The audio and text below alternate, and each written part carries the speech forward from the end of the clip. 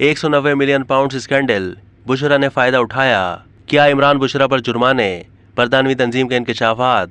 बरतानिया के spotlight on corruption ने कहा है कि बरतानवी नेशनल क्राइम एजेंसी और पाकिस्तान तहरीक इंसाफ की हुकूमत के 190 मिलियन पाउंड के करप्शन के पैसे के हवाले से होने वाली डील में बज़ाहिर साबिक वज़ीर आज़म इमरान खान और उनकी अहलिया बुशरा बेगम ने ज़ाती हैसियत में फ़ायदा उठाया है।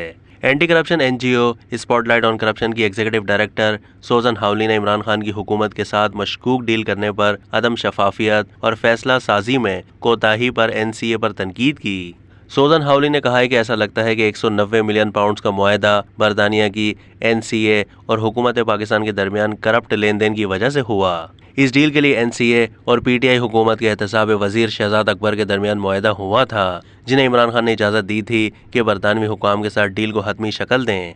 सोजन हावली ने कहा है कि एनसीए की जानिब से खुफिया तौर पर पाकिस्तान में प्रॉपर्टी के कारोबार की नामवर शख्सियत के साथ मुआहदा जाहिर करता है कि एनसीए में दुरुस्त फैसला करने की सलाहियत थी और न ही शफाफियत। उन्होंने कहा है कि जिस मुआहदे को एनसीए ने इंटरनेशनल करप्शन की रोकथाम के मामले में अपनी कामयाबी की गवाही करार दिया था, वो दरअसल करप्शन का ही नतीजा था। ये मुआहदा उस वक्त की पाकिस्तानी हुकूमत ने किया था और बज़ाहिर इससे इमरान खान और उनकी अहलिया को निजी हैसियत में फ़ायदा हुआ है।